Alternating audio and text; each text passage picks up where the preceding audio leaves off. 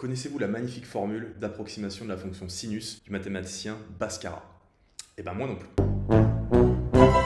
Ah bon, ok, c'est la dernière fois que je fais la blague, promis. L'exercice, je le trouve encore une fois dans ce super bouquin, Les mathématiques d'excellence, pour les lycéens très motivés. Donc si vous êtes très motivé, bah, vous achetez le bouquin, et si vous n'êtes pas motivé, je sais pas ce que vous faites sur ma vidéo. Voilà. Donc Bhaskara, c'est qui? Des Bhaskara, il y en a eu deux. Il y en a eu un premier au 7e siècle, donc c'est celui dont on va parler aujourd'hui. Et le second, c'est bien après, c'est 700 ans après, donc Bhaskara II, qui... alors lui, on l'appelle toujours Bhaskara II. Bhaskara 1, on l'appelle Bhaskara, l'autre, on l'appelle Bhaskara II. Bon.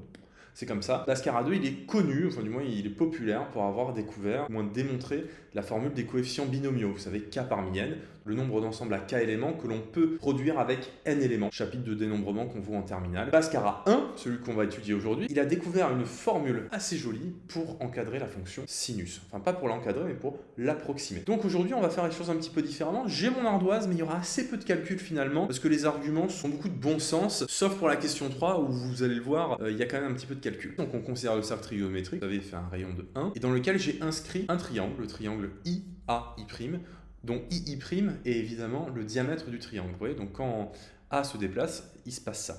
Alors, j'ai dessiné donc le triangle II'A, et j'ai également dessiné le triangle AOB. Pourquoi? Comme ça nous donne en direct les valeurs du cosinus, d'accord? Les valeurs du cosinus et les valeurs du sinus ici. Donc le sinus c'est AB et le cosinus c'est OB. Si vous avez passé la première spé maths, vous devez savoir que le cercle trigonométrique, c'est ce qu'on appelle une courbe paramétrée. C'est le cosinus de x en fonction du sinus de x. C'est pour ça qu'on dit dans l'énoncé que notre point A, il a pour coordonnée cos de x, sinus de x, parce que c'est un point du cercle trigonométrique. Peut-être que vous vous êtes jamais demandé pourquoi est-ce qu'on travaille dans un cercle trigonométrique et non pas dans un carré trigonométrique. Et bien c'est parce que justement, quand on fait le cosinus en fonction du sinus, ça nous donne un cercle et pas un carré. Et donc le point B, il a pour coordonnée cos de x, d'accord? Vous voyez, c'est par définition le cosinus de x qui a un angle compris entre 0 et pi, d'accord? C'est-à-dire qu'en fait, notre A, il peut se balader sur ce demi-cercle-là, d'accord? Après, on pourrait aller dans l'autre sens, mais là, on va se restreindre à ça.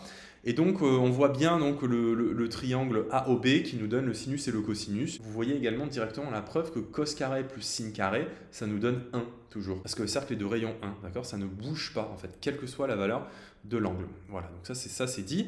Et donc, on vous demande, en calculant de deux manières différentes, l'aire du triangle IAI', de démontrer l'égalité que 1 sur AB est égal à 2 sur AI fois AI'.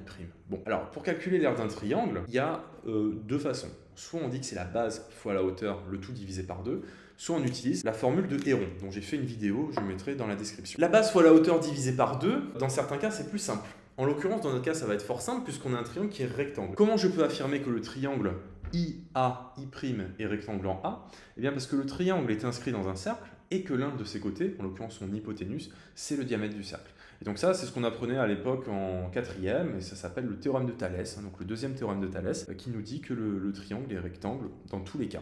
Donc là, c'est pareil, vous voyez, si on déplace le curseur, le triangle reste toujours rectangle. Donc c'est un très beau théorème de géométrie qui va nous servir, puisque de fait, l'aire du triangle, eh bien, ce sera AI multiplié par AI', le tout divisé par 2. Donc, si on prend comme base AI, ben la hauteur c'est AI', on divise par 2. Et si on prend comme base II', eh bien alors l'aire du triangle c'est II', le tout multiplié par la hauteur AB et le tout divisé par 2. Sauf que II' c'est le diamètre, et le diamètre du cercle trigonométrique qui fait 2. C'est le rayon qui fait 1, le diamètre fait 2.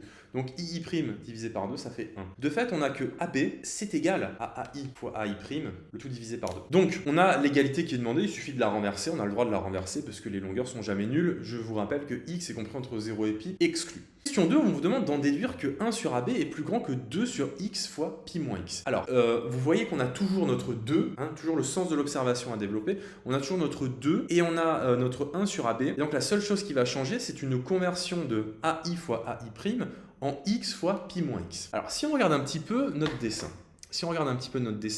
la longueur AI, ici, c'est ce qu'on appelle une corde. D'accord? C'est une corde. Donc l'arc de cercle qui relie I à A, il vaut x, par définition, il vaut x. Il faut bien que vous compreniez que c'est la valeur de x, tout ça. Et donc, forcément que cet arc de cercle, il est plus grand que sa corde, d'accord? C'est un argument de bon sens. Et dans l'autre sens, si on prend de A à I', eh bien en fait, on a pi moins x. Donc ce morceau-là, il fait pi moins x, ce morceau-là, c'est AI, et donc finalement, ce qu'on a réussi à faire, donc on a dit que AI, il était plus petit que pi moins x, on a dit que AI', il est plus petit que x, donc AI fois AI', c'est plus petit que pi moins x fois x. Et si on divise le tout par 2, eh ben, ça ne change rien, on divise le tout par 2. Et si on renverse l'égalité, par contre, on va changer le sens de l'inégalité. Du coup, on va se retrouver, puisque ça, je vous rappelle que c'est AB.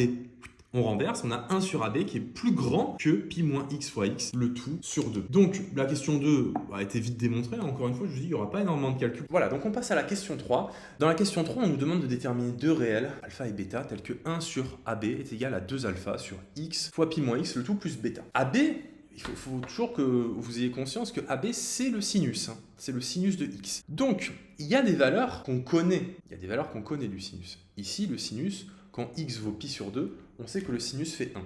Donc déjà, ce qu'on va faire, c'est qu'on va utiliser cette donnée. Quand x est égal à pi sur 2, AB fait 1. Donc on va utiliser ces deux cas qu'on connaît. Donc si x est égal à pi sur 2, donc AB est égal à 1. Mais si x est égal à pi sur 2, eh bien on a donc 2 alpha sur pi sur 2, facteur de pi moins pi sur 2 plus bêta. Et donc ça, ici on a pi sur 2, donc ça nous fait pi carré sur 4. Et donc ça nous fait au final 8 alpha sur pi au carré plus bêta, qui serait égal à 1, d'accord? Qui serait égal à 1, parce qu'il y a égalité entre les deux, d'accord? C'est très mal rédigé. Ne rédigez pas comme ça, c'est un brouillon. Donc, on a notre première égalité. Qu'est-ce qu'on connaît d'autre comme valeur remarquable du sinus? On connaît le sinus de pi sur 4, qui fait racine de 2 sur 2, mais on connaît surtout le sinus de pi sur 6, qui fait 1 demi. Et ça va être fort pratique, parce qu'on n'aura que 1 sur AB serait égal à 1 sur 1 i, qui ferait 2. Donc si x égale pi sur 6, on a donc AB est égal à 2. Et que vaut notre 2 alpha sur x, gna gna gna? Eh bien, ça nous fait 2 alpha sur pi sur 6 fois pi moins pi sur 6. Donc ça fait 5 pi sur 6 plus bêta. Donc ça nous fait 5 pi carré sur 36 divisé par un nombre bien multiplié par l'inverse, comme tout à l'heure. Donc ça nous fait finalement du 72 alpha sur 5 pi carré plus bêta, qui est égal à 2. Donc, c'était le seul moment calculatoire de la vidéo. Je vais réécrire ces égalités proprement et on va pouvoir conclure. Voilà, donc j'ai simplement réécrit notre système. Alors vous voyez qu'on a du plus bêta. Donc là, immédiatement, paf, ça saute aux yeux, on va faire ligne 2 moins ligne 1. Si on fait la ligne 2 moins ligne 1, on a donc 72 alpha sur 5 pi au carré, moins 8 alpha sur pi au carré, qui est égal à 1, d'accord? Qui est égal à 1. Donc là, ce qu'on va faire, c'est qu'on va mettre au même dénominateur, donc c'est équivalent à 72 alpha moins 40 alpha égale à 1 et le tout évidemment sur du coup 5 pi carré. Donc le 5 pi carré, je vais l'envoyer directement là-bas, ça mange pas de pain. Donc sur 5 pi carré, on a finalement on a 32 alpha est égal à 5 pi carré. Voilà, et donc de fait, alpha égale 5 pi carré sur 32. Voilà, écoutez, c'est comme ça. Et donc maintenant, on va à notre guise choisir une des deux et remplacer alpha et on va pouvoir trouver B. Donc bêta, c'est, je prends la première, 1 moins 8 alpha. Et donc alpha, je vais directement le remplacer par 5 pi carré sur 32 et le tout divisé par pi carré. Le tout divisé par pi carré. Et donc là, je me répète, notre bêta, il ne faut pas l'écrire ici, il faut l'écrire ici. Bêta égale. Comme ça, on sait que c'est ce trait de fraction qui marque la priorité.